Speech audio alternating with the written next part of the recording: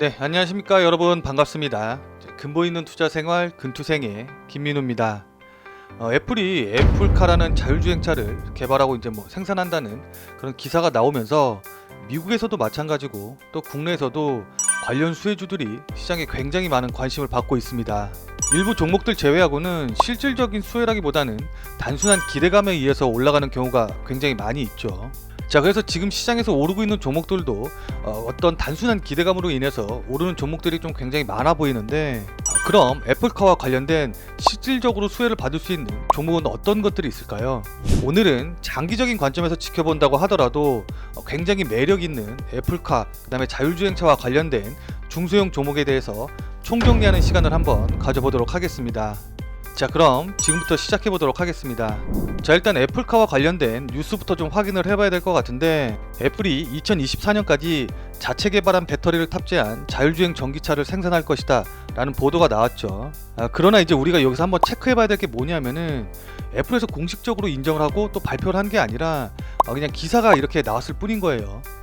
그렇다고 해서 애플이 부정을 한 것도 아니니까는 일단 기사의 내용이 맞다는 전제하에 세부적인 내용을 좀 한번 살펴봐야겠죠. 자, 일단 첫 번째로 애플 차량 사업의 핵심에는 자체 설계한 배터리가 자리를 잡고 있습니다.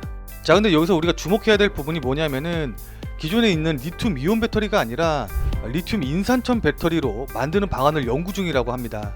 여기서 말하는 이 리튬 인산철 배터리 같은 경우에는 전 세계적으로 중국의 CATL이 아무래도 강자로 군림을 하고 있기 때문에, 아쉽게도 우리나라의 삼성 SDI라던가 아니면 LG화학이라던가 SK이노베이션 같은 경우에는 직접적으로 수혜받기는 조금 어려워 보이기는 해요.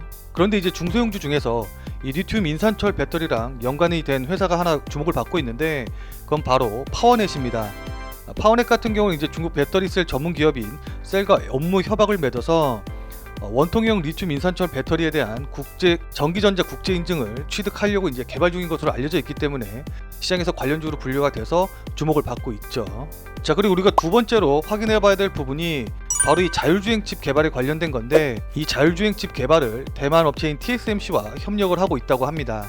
그래서 이제 아쉽게도 이 자율주행 칩 관련해서도 국내 업체와는 이제 직접적인 수혜를 받기는 조금 어려워 보이기는 하는데, 시장에서는 TSMC 관련주로 해서 모트렉스와 인포뱅크를 관련주로 주목을 하고 있는 모습입니다. 모트렉스 같은 경우는 이제 애플의 카플레이, 그 다음에 구글의 안드로이드 오토와 같은 자율주행 인포테인먼트 플랫폼 기술 인증을 획득했다는 모멘텀을 받고 있고, 인포뱅크 역시도 애플의 카플레이, 그 다음에 구글의 안드로이드 솔루션을 개발했다는 이유로 인해서 관련주로 상승이 좀 나오고 있죠.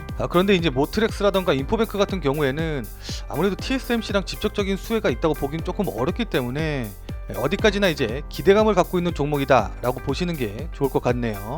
자, 그리고 마지막으로 우리가 핵심적으로 체크해야 될 부분이 이 라이다 관련된 부분인데, 라이다 같은 경우에는 외부에서 조달하기로 했기 때문에 제가 개인적으로 봤었을 때 애플카와 관련된 실질적인 수혜가 발생할 수 있는 섹터는 바로 이 라이다 관련 섹터가 아닐까 라고 생각을 하고 있습니다. 자, 그럼 일단 라이다가 뭔지부터 좀 살펴봐야 될 것 같은데, 라이다 같은 경우 이제 여기 그림에 나와 있는 것처럼 주변 환경을 인식하는 센서라고 보시면 될 것 같아요. 그래서 이게 자율주행차에서 눈과 같은 역할을 하기 때문에 자율주행차의 핵심 기술이라고 볼 수가 있겠죠. 그에 따라서 국내에서 이제 주목해봐야 될 업체는 한국자동차연구원이 자율주행 핵심 부품인 라이다의 국산화에 나섰고, 이때 공동 연구 개발에 참여한 광학 전문 부품 기업인 MLS를 주목해볼 필요가 있을 것 같습니다. 자, 그리고 마지막으로 애플의 자율주행차와는 직접적인 연관관계는 없기는 하지만은 이 자율주행차 기술에서 반드시 필요한 섹터의 종목을 좀 살펴보도록 한다고 하면은, 일단 이 V2X가 뭔지에 대해서 체크를 좀 해봐야 될 필요가 있을 것 같아요. V2X가 뭐냐면은 좀 간단하게 말해서 자동차가 자율주행을 하기 위해서 도로에 있는 요소와 다양하게 소통하는 기술, 그러니까 여기서 그림에서 보면 알 수 있듯이 자율주행차가 다른 자동차와 소통을 하고 이런 횡단보도에 있는 사람 같은 경우를 체크하는 이런 기술이라고 보시면 될 것 같습니다. 그래서 국내에서 V2X 분야에서 이제 우리가 체크해봐야 될 만한 종목이 한 두 가지 정도가 있을 것 같은데, 일단은 라닉스가 VTX 분야의 국내 선두주자 업체로서 좀 관심을 받고 있고, 그 다음에 캠트로닉스 같은 경우도 VTX 분야에 대해서 이제 오래전부터 준비를 해왔기 때문에 관련주로서 주목을 해보실 필요가 있을 것 같습니다. 자, 그래서 오늘 애플카, 그러니까 자율주행차와 관련된 중소형주에 대해서 여러분들과 한번 정리를 싹 해봤는데, 튠 인산철 배터리와 관련된 파워넷, 그 다음에 애플 카플레이와 관련된 모트렉스와 인포뱅크, 그 다음에 라이다 기술과 관련된 LMS, 마지막으로 VTX 기술과 관련된 라닉스라던가 킴트로닉스를 여러분들에게 소개시켜 드렸습니다.